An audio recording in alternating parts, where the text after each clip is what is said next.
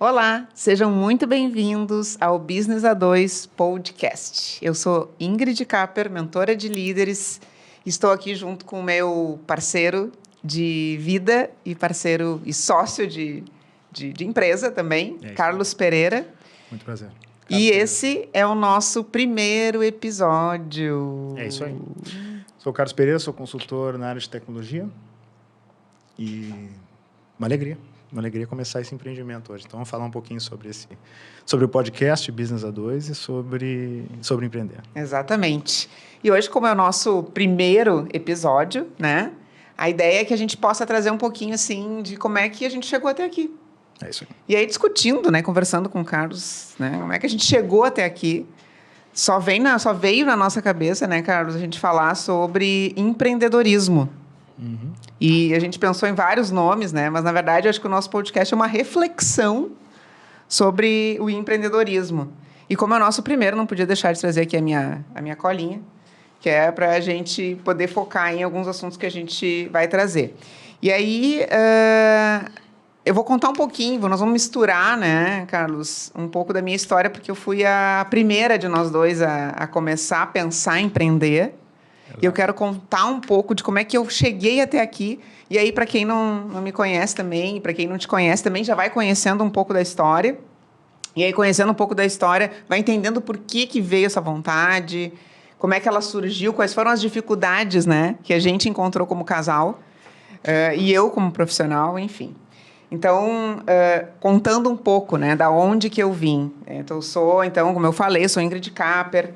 Eu fundei minha empresa em 2019, no Chile. Então, para quem não sabe, nós moramos 2 anos e meio no Chile. Fomos para lá em 2018, Isso. Voltamos em 2020. E eu abri a minha empresa no Chile. Que essa é uma curiosidade interessante, que o Chile, na época, agora não sei mais como é que está, a gente conseguia abrir uma empresa em 2 dias. Coisa que, na época, aqui no Brasil, não era tão simples, né?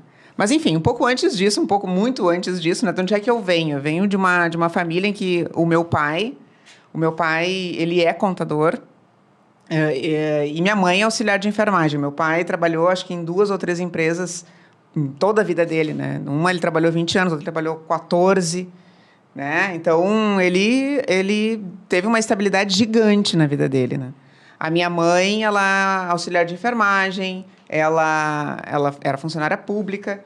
O meu irmão entrou como estagiário numa empresa e trabalha até hoje, sei lá, gerente sênior, gerente, enfim. Então, assim, eu fui ensinada a conquistar a minha independência financeira sem grandes riscos, né, e com muita segurança. Então, foi isso que eu tenho que fazer a escolha a partir disso. E eu acho, não sei, Carlos, o que tu opina, mas me parece ser um pouco da geração dos nossos pais, assim. Sem dúvida, sem dúvida. A minha história é muito semelhante nesse sentido, né? Sim. Assim, meu pai trabalhando sempre no comércio, mas sempre empregado, né? A minha mãe funcionária pública também, professora, né? E não existia uma cultura em casa de empreender, né? Assim, eu não fui criado para empreender, para criar um negócio, para ser dono do meu próprio negócio, né? Assim, é sempre um foco em estudar e depois trabalhar para alguém, tá? Então, essa tem muito a ver com a geração, né? Com a geração que nos antecedeu, né? E por consequência, muita gente certamente que está nos ouvindo vai se identificar, né?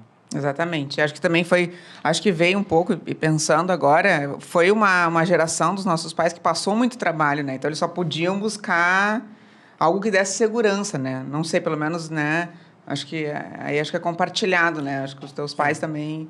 Tem a ver com uma questão geracional e tem a ver com uma questão de até mesmo cultura brasileira. Assim. Acho que o Brasil tem uma questão de buscar segurança, né? Ainda que haja muito empreendimento no Brasil, né? Assim, o Brasil ser um país considerado empreendedor, existe uma cultura de buscar segurança no Brasil, tá?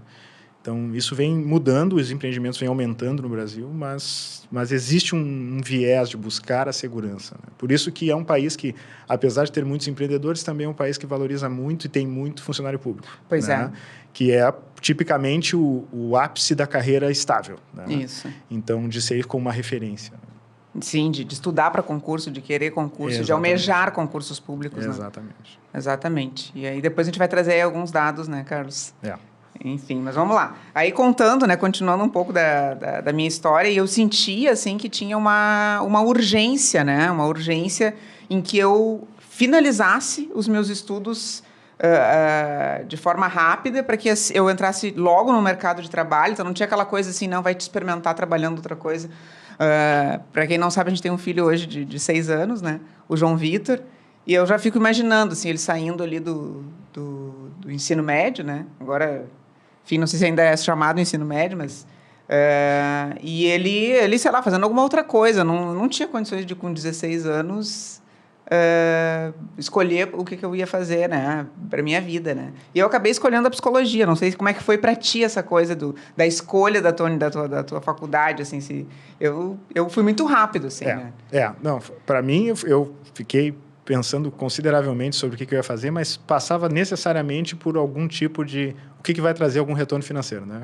O que vai trazer dinheiro. Isso é batata, né? E acabei depois... Cheguei a cogitar a fazer direito, eventualmente, mas acabei indo para engenharia, né? Fui para a área de exatas. E eu me lembro, inclusive, da minha mãe me dizendo assim, minha filha, faça um curso técnico, porque daí no curso técnico... eu ia rapidamente conseguir uma forma de ganhar dinheiro. E aí depois fazer uma faculdade, que era exatamente o que meu pai tinha feito, o que ela tinha feito, enfim, né? E aí eu entrei na psicologia e logo no início eu já decidi assim, bom, eu preciso dentro da psicologia escolher algo que me garanta algo, né, um salário fixo. E era o quê? A clínica, ela era... As cadeiras eram, né, da faculdade, eram voltadas todas para a clínica. E acho que lá pelo oitavo semestre, que a gente tinha alguma coisa da antiga, não sei agora como é que eles chamam, da psicologia organizacional, que era a psicologia dentro das empresas. E foi ali que eu vi a oportunidade de dizer, bom, aqui eu vou conseguir um trabalho, porque eu já estava com aquela mentalidade de assim, eu preciso ter algo fixo, eu preciso ter algo que me garanta, né?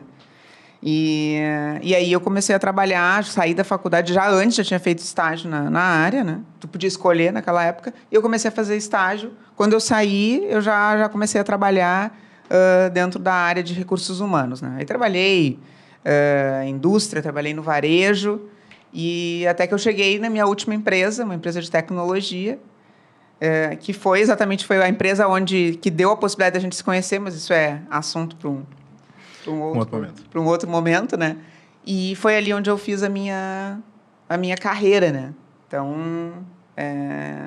não sei se tu quer comentar alguma coisa, continuo. Não, segue então, na história. E, bom, aí, até aqui, então, eu chego a algumas conclusões, né? A primeira conclusão é que é difícil tu conseguir ter uma mentalidade empreendedora se tu não tem ninguém à tua volta que tenha essa mentalidade. Então, até então, para mim, era impensado empreender. Tanto que eu fazia testes vocacionais, testes de personalidade, embora sempre existiu uma característica criativa no meu perfil, essa coisa de ter segurança sempre apareceu.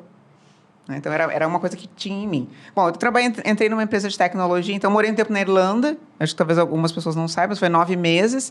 E quando eu voltei da Irlanda, eu entrei para uma multinacional brasileira, onde eu fiz a minha carreira. Entrei e fiquei por 7 anos, né, nessa empresa aí. Eu entrei como analista pleno, aí fui crescendo, virei analista sênior, depois business partner, quando a business partner de RH estava começando ainda, né?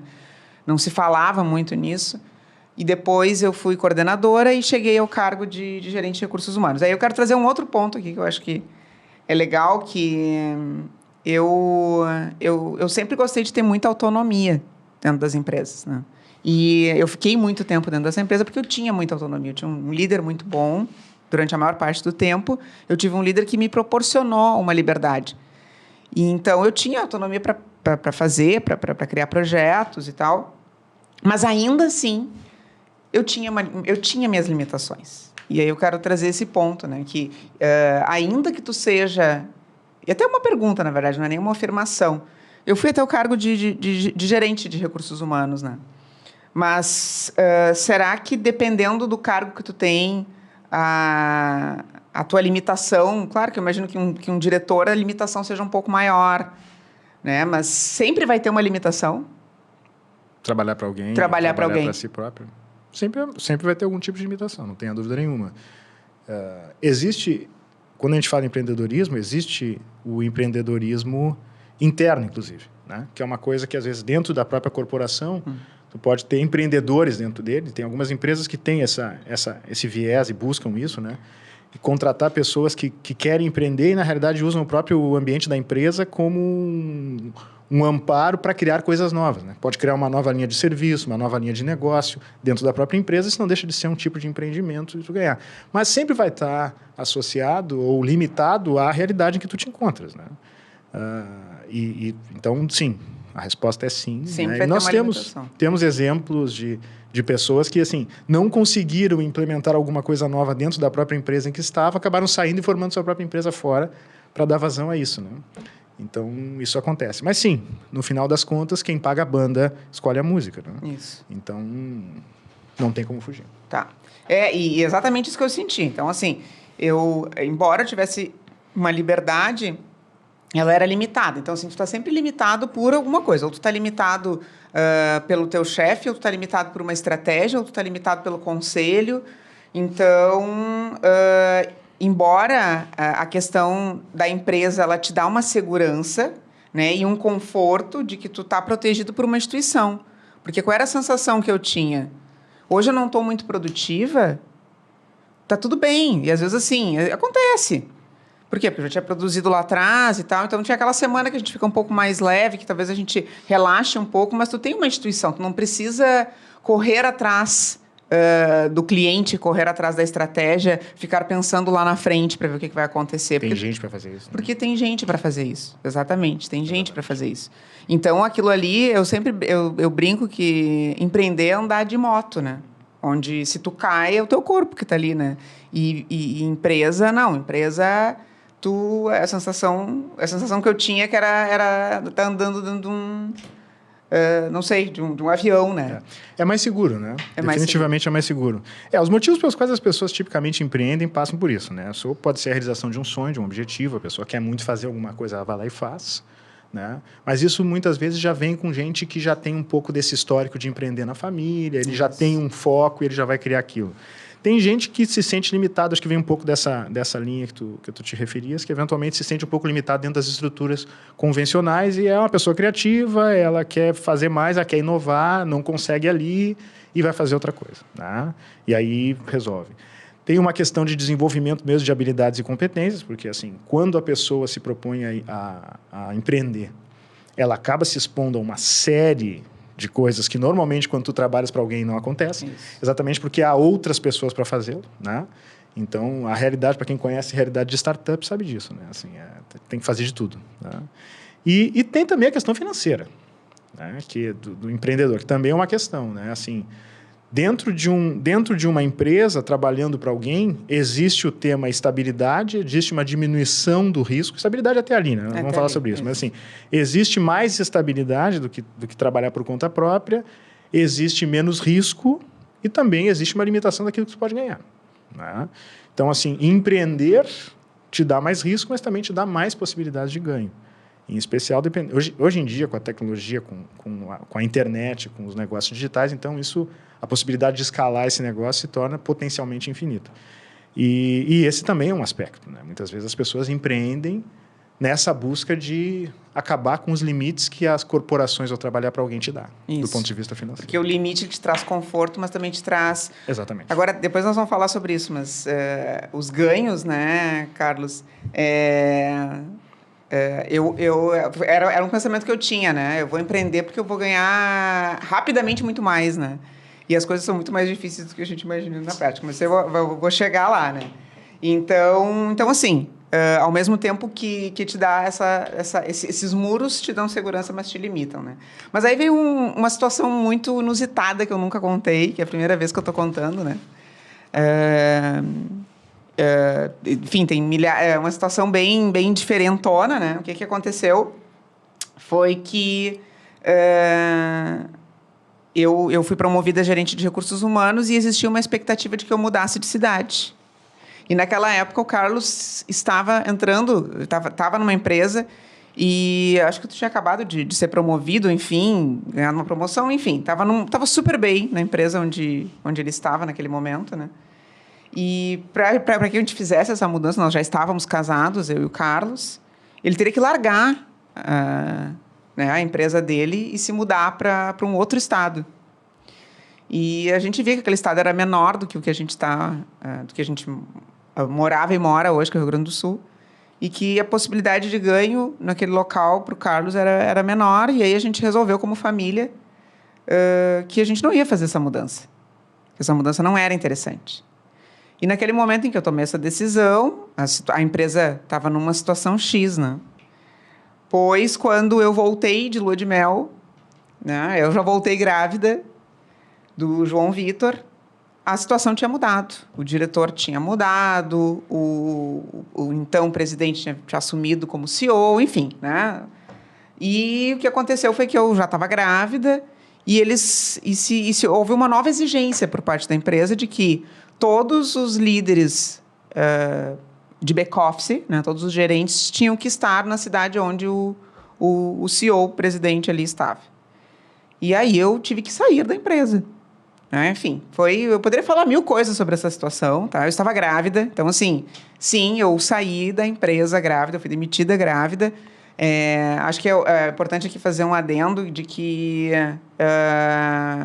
eu acompanhei, eu como gerente de recursos humanos, fiz toda a condução do processo. O processo foi homologado pelo sindicato, enfim, todas as questões legais elas foram atendidas. Tá? Mas eu não quero nem entrar nesse mérito aqui, mas o que eu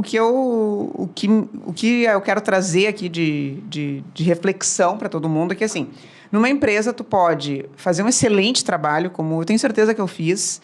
Quando eu entrei na última empresa, o meu chefe, né, naquela época, em 2010, quando eu entrei, ele estava 2 meses na empresa. Então, era um RH relativamente novo. Então, basicamente, tudo que aconteceu dentro do RH, eu vi acontecer, eu vi ser construído. Boa parte passou pela minha mão, boa parte passou pela mão de alguém que estava sob minha supervisão. Mas aí, depois, o diretor mudou, o CEO mudou, né, a empresa estava em outra situação. E aí o teu passado ele já não é mais visto, né? Ou já não importa mais, né? E eu até, Carlos, eu falo isso sem rancor nenhum. Eu sempre digo isso para os meus clientes, né? Então, assim, faz parte do jogo corporativo esse demitir, né? Esse ser demitido, sair. É o jogo, né? É o jogo. É do jogo. Então assim, a reflexão o que você fez pela empresa não é garantia de que ela vai ficar contigo pelo tempo que tu imagina. Acho que essa frase ela é emblemática, né? Então, assim, o que tu fez pela empresa não é garantia de que ela vai ficar contigo pelo tempo que tu deseja. Eu não queria sair naquele momento. Mas era aquele momento, estava em outra estrutura, eles, né? Enfim, eu queria ter ficado mais tempo, queria ter feito mais... Bom, mas era aquele momento ali, né?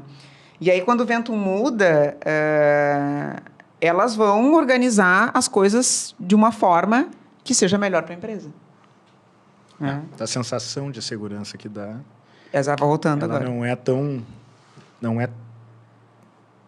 É limitada. É limitada. Tá? Assim, mesmo trabalhar para alguém é mais seguro do que eventualmente empreender, sim, mas também tem limites, né? Então, esse é o ponto, né? Assim, as coisas mudam, os cenários mudam, as empresas sim demitem e isso faz parte, né? Faz parte. Então, é um bom ponto na hora de colocar isso na balança, né? Do porquê empreender. Isso. E tu sabe que hoje, empreendendo, eu me sinto muito mais segura do que quando eu trabalhava em empresa. Porque, às vezes, acontece. Eu tenho clientes recorrentes que, às vezes, por uma questão ou outra, deixam de me contratar, mas eu sei que eu vou ter outra. Você entende? Eu me sinto mais segura. Uhum. Bom, aí, só terminando a história aqui, para a gente começar a discutir algumas coisas. O tempo passa rápido aqui, né? Já estamos 19 minutos aqui. Mas, enfim, aí em 2018 a gente foi para o Chile, que foi uma experiência maravilhosa, incrível, divina para nós dois, né? Foi também uma decisão de família. Esse é um assunto que a gente pode falar a qualquer hora dessas. Assim. As decisões de casais elas têm que ser feitas em conjunto. E foi uma decisão em conjunto, foi muito difícil, né? Foi muito difícil fazer essa decisão. Até porque a gente tinha um filho que estava com o quê? 8 meses. 8 meses, né? Então, a gente tem hoje uma estrutura super boa aqui no Rio Grande do Sul, em Porto Alegre. A gente foi para lá mas levamos a estrutura, levamos um pouco da estrutura para lá. Na verdade, a gente levou a minha sogra ali para ficar um tempo, mas sempre era possível, né, levá-la para lá. E aí, em 2019, estudei um tempo lá, que foi muito legal. Mas o que acontece? Acho que é um ponto que é legal, assim, né? Bom, aí eu estava sem emprego, né? Mas o Carlos estava muito bem na empresa onde ele estava, né? Isso. Né, Carlos? Para quem não sabe, no caso... Nós estamos falando da história do teu empreendimento, mas eu trabalhava para uma empresa, estava trabalhando para uma empresa, e foi esse o motivo pelo qual nós fomos para o Chile, né? Então, eu fui como um expatriado para lá, segui sendo funcionário do Brasil, trabalhando no Chile, e aí nós fomos com toda essa estrutura. Acho que é legal também, Carlos, contar um pouco assim, era uma empresa de quê? Não vai precisar falar uma empresa, o nome, mas... eu falei no início que eu sou consultor na área de tecnologia, é uma empresa de consultoria na área de tecnologia, né? Que fazia software e fazia consultoria mesmo de transformação digital em empresas. Então, o meu histórico passa muito por isso. Sempre trabalhei com tecnologia e os últimos quase 9 anos estive fazendo isso, né? Nesse momento, era uma empresa de tecnologia. Era uma multinacional que faz consultoria e software sob medida. Ah, entendi. Então, trabalhava com inovação. Trabalhava, entre outras coisas, com inovação. Trabalhava com desenvolvimento de software, consultoria e inovação de tecnologia. Isso. E o Carlos tinha um cliente lá, né? O principal motivo pelo qual nós fomos, né? Porque quando nós começamos a operar o Chile, no caso, a operar no Chile, nós começamos atendendo do Brasil. Então, antes de irmos para o Chile, antes de irmos para o Chile em definitivo, eu viajava para o Chile mensalmente. Isso. Né? Então, viajei durante um bom tempo para o Chile para atender esse cliente, como parte de alguém que atendia esse cliente. Depois, criamos um escritório no Chile.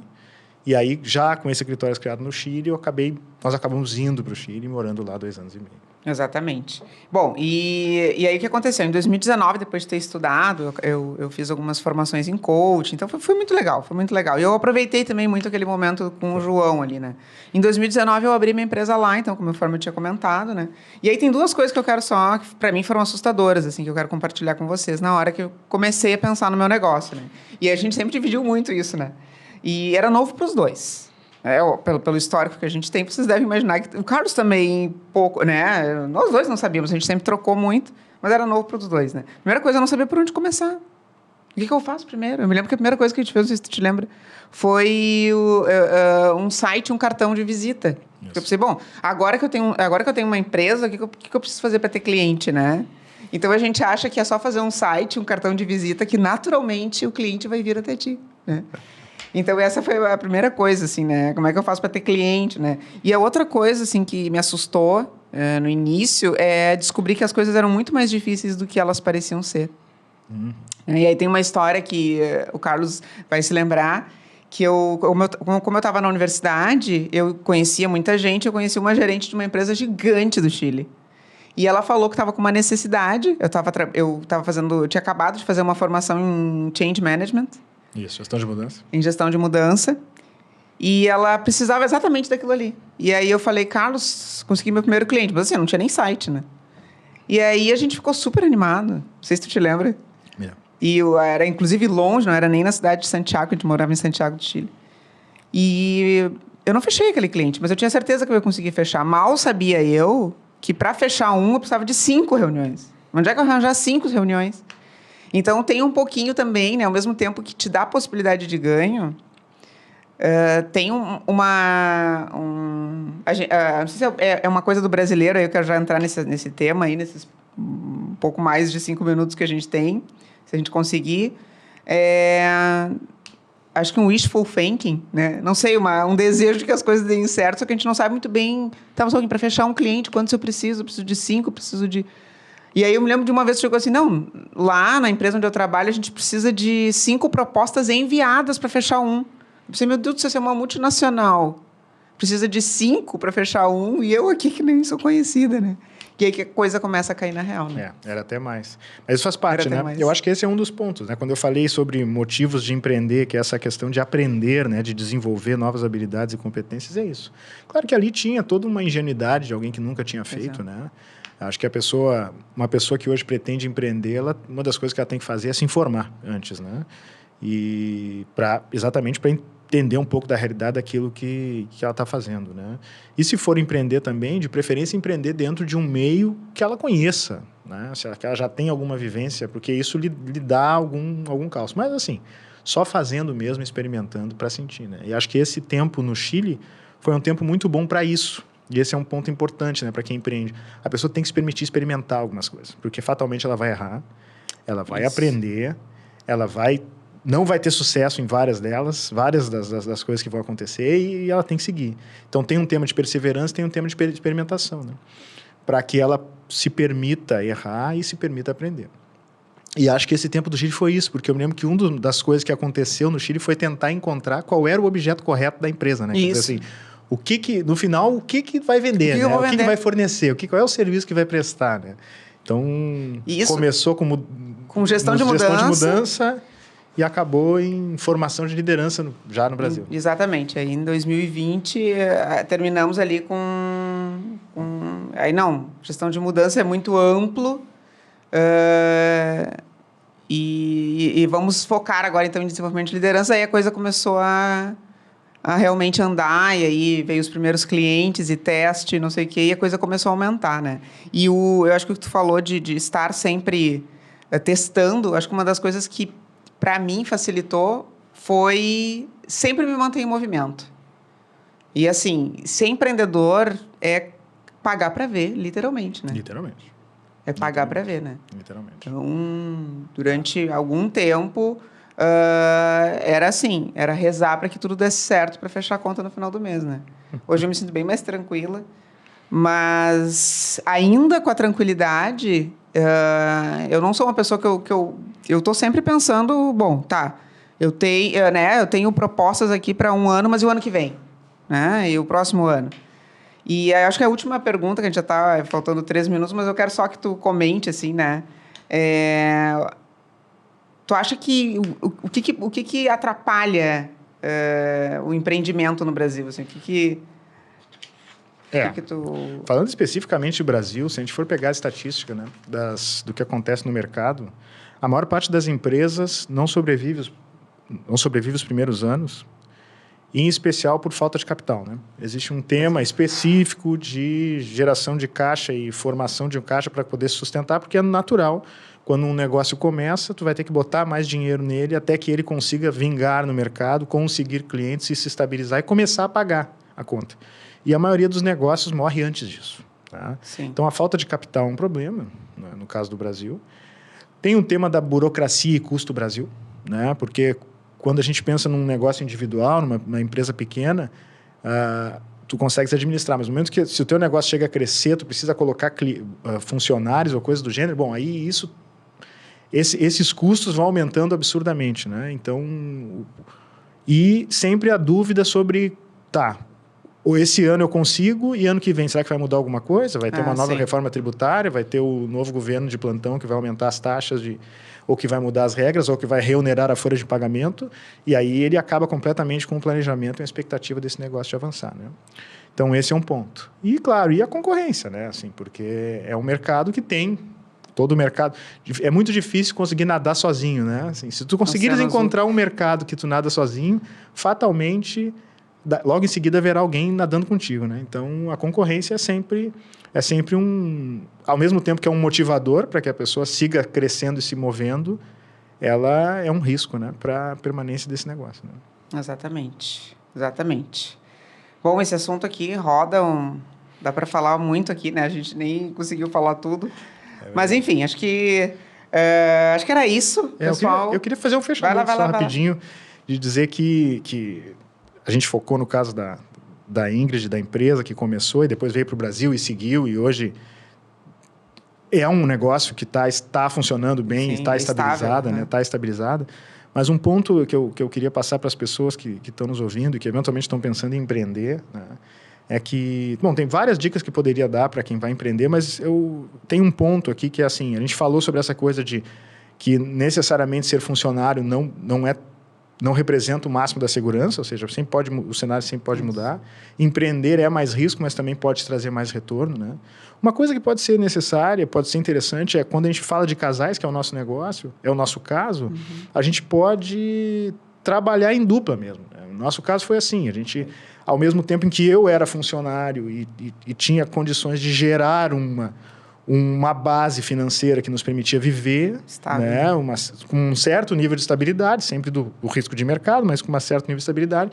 Ao mesmo tempo, aquilo dava uma liberdade para a Ingrid poder, então, correr o risco, né, de empreender, criar seu próprio negócio, experimentar e ver o que acontece e criar essa possibilidade diferente, né? Então, acho que esse é um ponto, assim, falando para casais, né, falando para quem está nos assistindo e não é sozinho, né, que está querendo eventualmente aproveitar, talvez esse planejamento em conjunto seja uma boa forma de executar, ao menos o começo, né? Eventualmente, se for muito bem sucedido e a coisa crescer e for possível que os dois venham a trabalhar nisso ou que não seja mais necessário que alguém seja funcionário, ótimo. Mas acho que foi um pouco da nossa história, passou por aí. Né? Acho que sim. É isso aí. Mas legal. Então, pessoal, se vocês estão nos assistindo, né? Então, já curte, já comenta, já compartilha e a gente se vê aí no próximo episódio. Valeu. Tchau, tchau.